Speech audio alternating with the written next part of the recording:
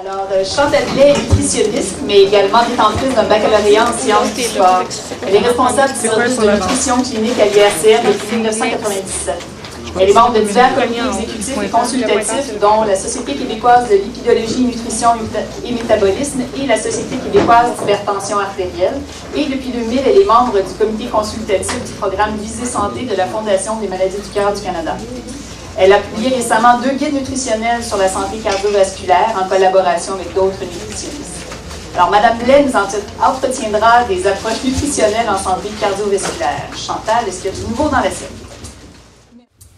Merci Véronique. Alors, bonsoir à tous. Il y a des visages connus, il y en a d'autres qui sont moins connus. La première diapo que je vous montre, alors, c'est n'ajustez pas vos appareils. Les prochaines minutes ne seront pas de la fiction. Alors, comme vous avez peut-être entendu au début, j'ai à peu près 12-13 minutes pour vous faire le tour de la nutrition en santé cardiovasculaire. Alors, je me suis demandé comment est-ce que je vais faire ça pour passer autant de messages et connaître autant sur le sujet en quelques minutes. Alors, ce que j'ai choisi de faire, c'est de vous montrer, de vous élaborer certaines questions. Les questions, moi, je vous le dis, je suis clinicienne, donc ce que j'entends beaucoup en clinique, pour essayer de vous amener, de mettre à la table vraiment pour le traitement nutritionnel en santé cardiovasculaire. Alors, on procède donc avec des questions que les gens nous posent très souvent. Alors, la première, si vous permettez, je vais prendre le micro. Alors, la première, pourquoi devrais-je me soucier de mon alimentation puisque mon problème de cholestérol est génétique?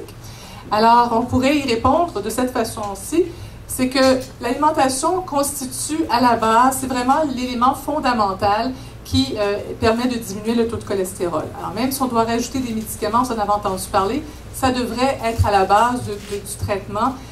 Même si on ne rajoute pas de médicaments, c'est vraiment l'élément fondamental, la pierre angulaire du traitement pour réduire le cholestérol. Les effets bénéfiques se font sentir progressivement au cours des années. Dr Dufour a montré la progression de l'athérosclérose et donc on développe des habitudes alimentaires à long terme.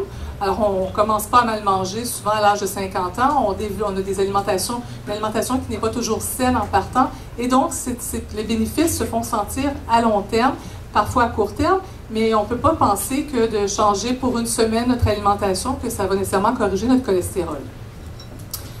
Le régime alimentaire, si vous voulez, sain ou santé, offre des bénéfices supplémentaires qui agissent sur d'autres marqueurs de risque cardiovasculaire.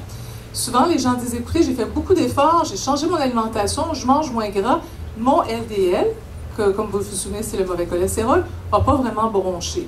Alors, c'est beaucoup plus que de baisser le LDL et souvent, ça peut prendre un peu plus de temps. Il ne faut pas se décourager puisqu'on sait que l'alimentation peut avoir des effets bénéfiques sur bien d'autres marqueurs. On a parlé d'hypertension, la gestion du poids, on parle d'autres marqueurs qu'on connaît peut-être encore moins. Donc, c'est important de changer l'alimentation, même si on n'a pas nécessairement un bénéfice bien noté sur le LDL tout de suite à court terme.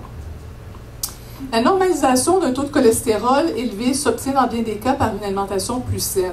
Parce que c'est vraiment souvent à la base, souvent on n'a pas nécessairement besoin de médicaments. C'est sûr, comme Dr Dufour disait, si notre LDL est à 5, même si on arrive à corriger nos habitudes alimentaires qui ne sont peut-être pas tout à fait adéquates ou optimales, on n'arrivera pas à normaliser. Mais dans bien des cas, si le LDL ou le mauvais cholestérol est limite, de changer des habitudes alimentaires pourrait à la fois corriger complètement le cholestérol. Sans compter que ça peut avoir des impacts sur d'autres marqueurs. Il n'est pas rare de voir des baisses de l'ordre de 50% du taux de cholestérol, particulièrement chez les gens qui peuvent avoir certaines mutations génétiques. On peut même aller, si l'alimentation, évidemment, tout dépend d'où on parle, mais on peut avoir des effets très importants grâce à une meilleure alimentation. Alors, de quel ordre est-ce qu'on peut penser baisser le taux de cholestérol?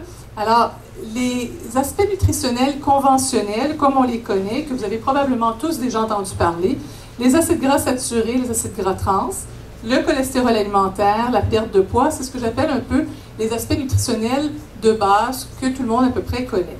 Alors, les experts américains et canadiens ont recommandé de baisser ces mauvais gras, ce qu'on appelle les mauvais gras d'alimentation, pour obtenir des améliorations du LDL qui peuvent être variables entre 15 et 20% dans la moyenne. Il y a des gens qui vont en avoir plus, il y a des gens qui vont en avoir moins, mais on peut penser aller chercher une amélioration d'à peu près 15 à 20 lorsqu'on corrige les facteurs nutritionnels conventionnels. Alors, quels sont les aliments contenant du bon cholestérol? C'est souvent une question que je me fais poser. Alors, je vous répondrai qu'il n'y a pas dans les aliments de bon et de mauvais cholestérol. C'est complètement le chaos. On vient de vous parler, Dr Seda, Dr Ducours ont parlé de bon et de mauvais cholestérol. Et la plupart des gens nous demandent, c'est quoi les aliments qui ont du bon cholestérol et du mauvais cholestérol? Il n'y en a pas, il y a juste une sorte de cholestérol alimentaire. On a fait référence tout à l'heure au bon et au mauvais cholestérol parce que rappelez-vous que le cholestérol, Dr Seda l'a bien montré, c'est comme une substance cireuse, mais qui dans le sang ne se mélange pas bien. Si vous faites la vaisselle avec du gras dans l'eau, ça ne se mélange pas très bien. C'est un peu la même chose dans notre sang. Donc le cholestérol a besoin d'un transporteur, d'une protéine qui va assurer son transport pour les différentes cellules parce qu'on a dit que c'était essentiel. Le cholestérol est essentiel à la cellule humaine. Un excès n'est pas recommandé, mais on a besoin d'une certaine quantité de cholestérol. Donc quand on fait référence au bon et au mauvais, on fait référence au transporteur de cholestérol. Donc, il y a une seule sorte de cholestérol alimentaire et ce que je peux vous dire, c'est qu'il est exclusivement d'origine animale. Donc, des bananes sans cholestérol, il n'y en a pas. De toute façon, il n'y a pas de cholestérol parce que c'est d'origine végétale. Donc, rappelez-vous, si vous voulez savoir si l'aliment contient du cholestérol, demandez-vous s'il est d'origine végétale ou animale. Il est possible, par contre, que le produit d'origine végétale soit cuit avec un aliment d'origine animale, comme du beurre, comme par exemple du lard. Donc là, il pourrait y avoir du cholestérol, mais c'est exclusivement à la base d'origine animale. Et ce qui est vraiment démontré dans la littérature, c'est qu'une alimentation qui est riche en gras saturés, en gras trans et en cholestérol alimentaire, c'est ce qui augmente le taux de mauvais cholestérol.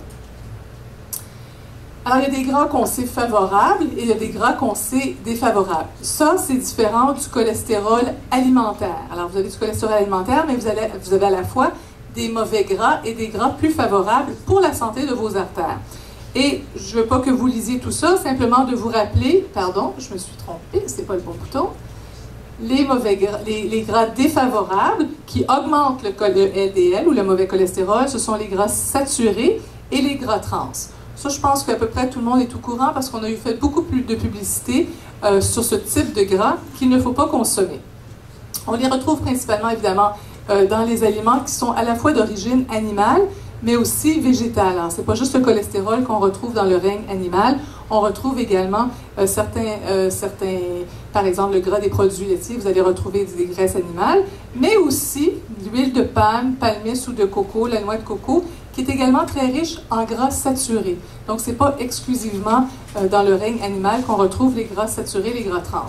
Les gras trans, on en retrouve naturellement un peu dans nos aliments, mais ce qu'on retrouve principalement, les gras trans, c'est surtout ajouté par l'industrie alimentaire pour donner de la texture et allonger la durée de vie des produits sur les tablettes d'épicerie.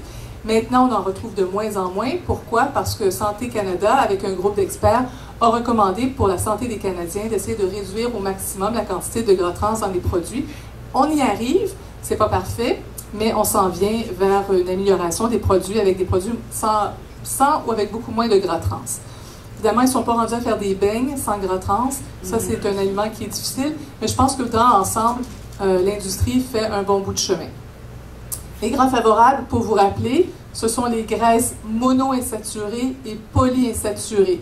Donc, vous avez le mot insaturé à l'intérieur de ces deux mots-là, et ce sont ces graisses qui sont favorables, mais que vous ne retrouvez pas quand ce n'est pas marqué sur l'étiquette des produits alimentaires, parce que les seuls qui sont marqués actuellement, ce sont les gras saturés et les gras trans, à moins que le produit soit vendu favorablement avec, par exemple, certaines margarines qui sont riches en poly ou mono, où vous allez avoir l'information sur l'étiquette.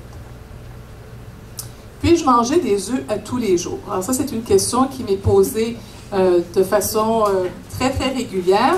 Alors, on pourrait parler des œufs, mais on pourrait, en fait, pourquoi les œufs? Parce que les œufs, c'est un excellent aliment qui est une source très intéressante de protéines, qui est peu coûteux.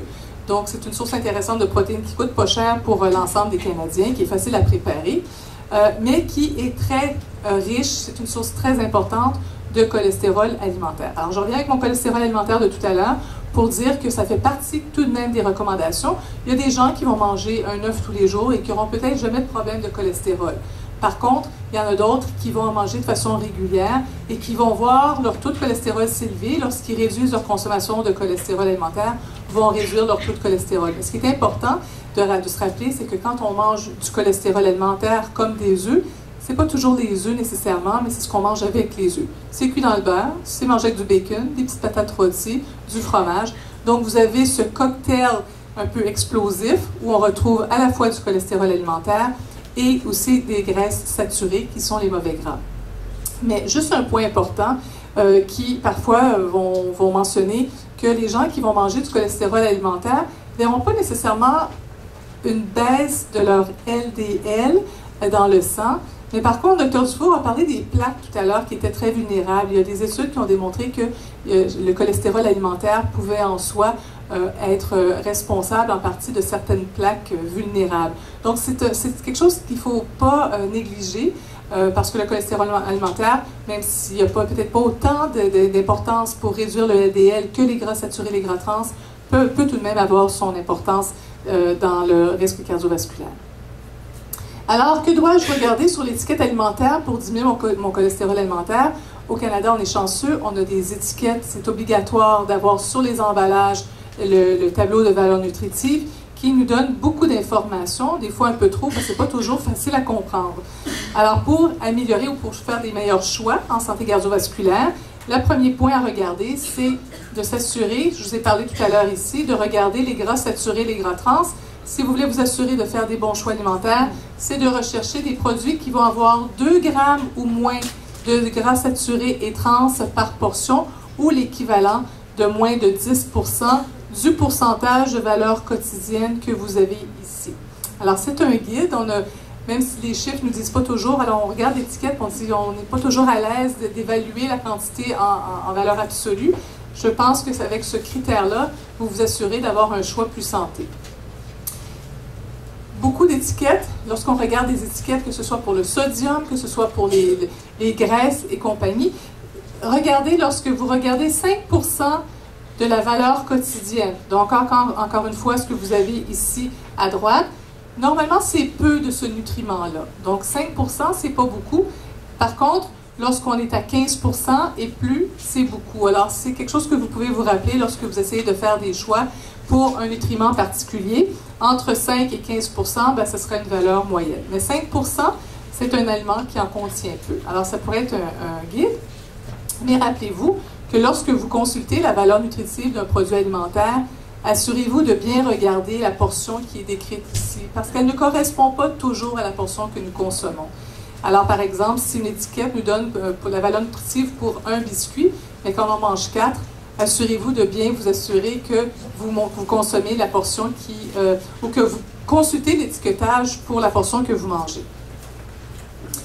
Biscuits sans cholestérol et sans gras trans. Parce que maintenant, on regarde beaucoup les étiquettes sans cholestérol. Maintenant, on est intéressé par les étiquettes sans gras trans. Lequel choisir entre 2 biscuits qui porteraient la mention sans cholestérol et sans gras trans? Alors, vous regardez et évidemment, vous allez choisir celui qui va offrir le moins de gras saturés pour les mêmes allégations de cholestérol et de gras trans. Depuis quelques mois, j'utilise le gras de canard comme gras de cuisson. J'imagine que plusieurs d'entre vous avaient peut-être déjà essayé le bon gras de canard et beaucoup d'informations ont été véhiculées sur le gras de canard en disant que c'est vraiment un meilleur choix particulièrement pour cuisiner. Alors, ce que je vous montre ici, alors vous avez l'huile d'olive, le beurre et le gras de canard. Ce que je veux vous montrer, c'est que le gras saturé, je vous rappelle qu'il est le mauvais gras qui fait augmenter le LDL, il est vraiment pour le gras de canard, il est vraiment situé entre l'huile d'olive et le beurre. Alors, il y a quand même plus de 30% du gras de canard qui est un gras saturé et qui est donc défavorable pour la santé. Donc, en conclusion, c'est vraiment d'utiliser les huiles végétales. Je vous montre l'huile d'olive. On a parlé de la diète méditerranéenne tout à l'heure, mais ça pourrait être n'importe quelle huile végétale qui serait utilisée. Le beurre est vraiment peut-être pour la santé cardiaque, peut-être pas le meilleur choix parce que vous voyez qu'il y a plus de 60% qui est composé de gras saturés et le gras de canard est vraiment entre les deux.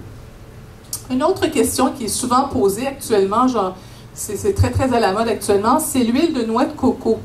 Alors, on dit actuellement dans la littérature, en fait, surtout sur Internet, que cuisiner avec de l'huile de noix de coco, c'est vraiment bon actuellement. Alors, je ne sais pas s'ils ont des huiles à vendre, mais ce que je vous montre ici, vous avez, je vous parlais tout à l'heure des gras saturés. Alors, vous voyez que le gras saturé, on parlait de 30% tout à l'heure pour le gras de canard. Et ça, je vous parle pour une portion de 15 ml. C'est l'équivalent d'une cuillère à table. Donc, c'est pas grand-chose. On est à plus de 85%, 86% de gras saturé pour l'huile de noix de coco. Donc, la conclusion, c'est que ce n'est pas vraiment un choix intéressant pour, si on veut, protéger nos artères. Je ne mange pas souvent de dessert, mais je ne me passerai pas de mon chocolat noir tous les soirs. Alors, ça aussi, actuellement, c'est très populaire. Alors, ce que je pourrais répondre à cela, vous avez ici du chocolat noir à 70% de cacao, versus un chocolat au lait ici. La portion, c'est 3 carrés de 30 grammes, donc c'est pas l'équivalent, c'est même pas une demi-tablette de chocolat, mais vous avez 12 grammes de gras total et 7 grammes de ces gras-là sont des gras saturés. Le chocolat au lait est un petit peu moins important, mais c'est à peu près similaire. Il y a beaucoup de gras saturés dans le chocolat noir. Alors pourquoi est-ce qu'on vend tant les mérites du chocolat noir? Bien, c'est quand même assez simple. Parce que dans la littérature, on dit que lorsque l'aliment contient plus de gras stéarique, ça pourrait être mieux que d'autres types de gras stéarique. Alors, le gras stéarique, c'est toujours la chimie très compliquée des différents types de gras. Dans les gras saturés, vous avez des chaînes plus courtes et des chaînes plus longues. L'acide stéarique est une chaîne plus longue qui, dans certaines études, ont été démontrées comme être moins nocive que les chaînes plus courtes. Mais c'est quand même juste 50%. Ce qui veut dire que l'autre 50%, ce sont quand même des gras saturés à courte chaîne qui peuvent avoir un potentiel délétère sur le LDL. Et ce qu'on sait, c'est que même si ça n'augmente peut-être pas autant le LDL que d'autres types de gras, il y a quand même d'autres effets sur les caillots dont on parlait tout à l'heure, les caillots qui pourraient être délétères à consommer beaucoup de gras stéarique. Dois-je adopter une alimentation contenant le moins de gras possible? Bien, pas nécessairement. On suggère surtout de remplacer les gras saturés par les graisses insaturées, donc qu'on retrouve dans les huiles végétales, dans les noix, par exemple, dans les poissons. Donc le gras, rappelez-vous, les oméga 3, ce sont des gras qui sont polyinsaturés, donc favorables pour la santé cardiovasculaire, mais ça dépend beaucoup des individus, parce que les recommandations sont variables entre 25 et 35% d'énergie totale. Ce qui va différencier la recommandation pour chacun des individus.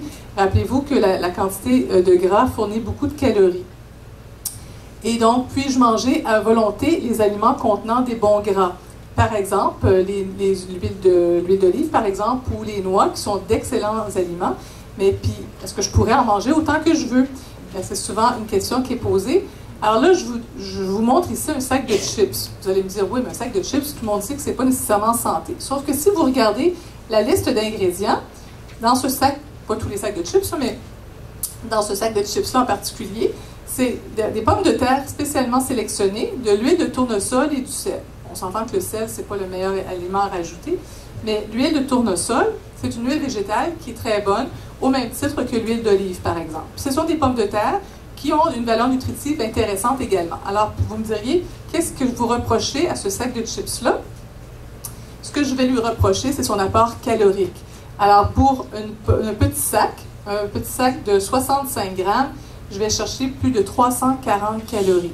Et reconnaissez qu'en Amérique du Nord, on a un problème avec l'obésité. On parle d'une épidémie, d'une pandémie d'obésité. Chez les adultes, c'est de plus en plus vrai, mais chez nos enfants, c'est de plus en plus vrai. Et ça contribue. C'est l'exemple des chips, mais les noix, avec les noix, les gens qui mangent une tasse de noix, mais vous allez chercher déjà plus de 600 calories pour la petite portion que vous avez grignotée dans la télévision. Alors, ce sont des bons gras, mais attention à la quantité.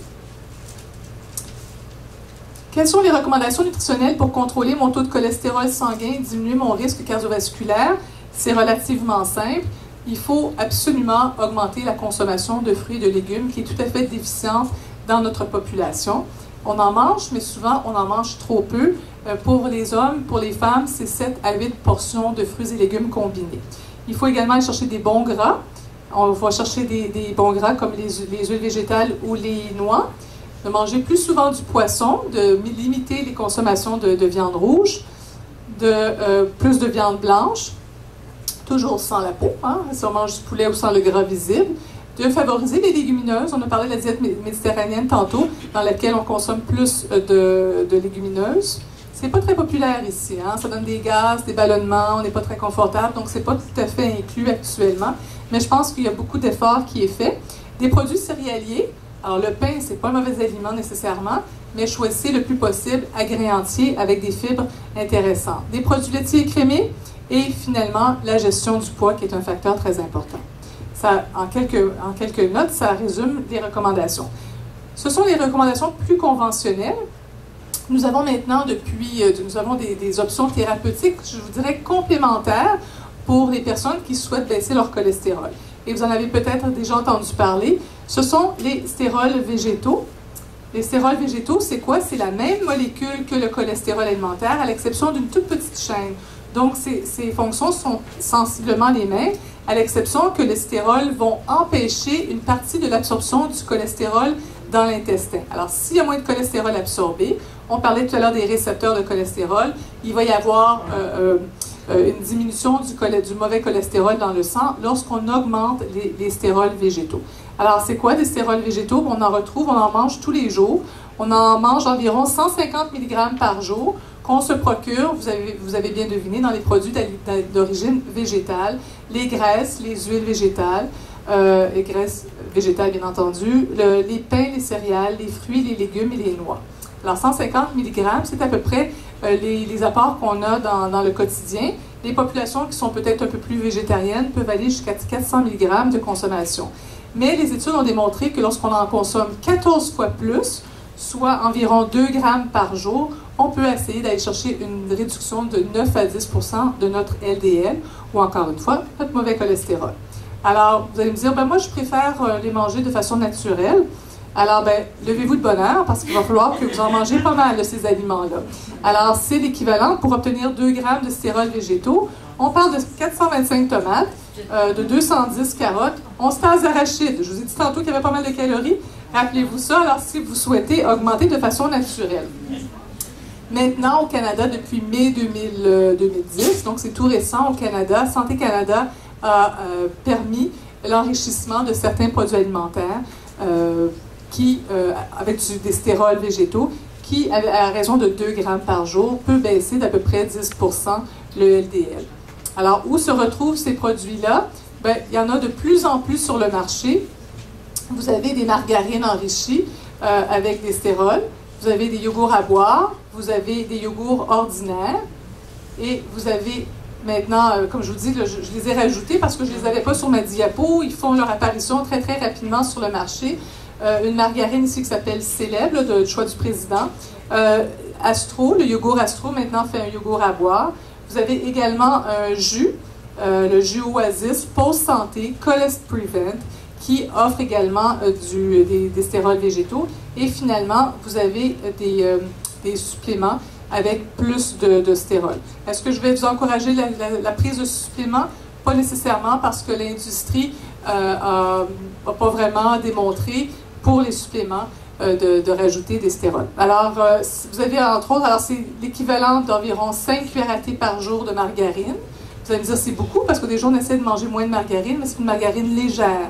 Donc, elle a peu de calories. 5 cuillères à thé vous procure 75 calories. Ou par exemple, le Danacol, le yogourt à boire, pour lequel je pense que vous avez des informations sur les tables. Vous avez 2 petits contenants. C'est ce que vous avez besoin pour aller chercher 2 grammes par jour, qui vous procurent environ 70 calories. Donc, c'est des produits très intéressants pour abaisser le cholestérol. Quels sont les effets secondaires à ce genre d'alimentation? Ça, c'est important, et donc je vais terminer avec cette diapo-là.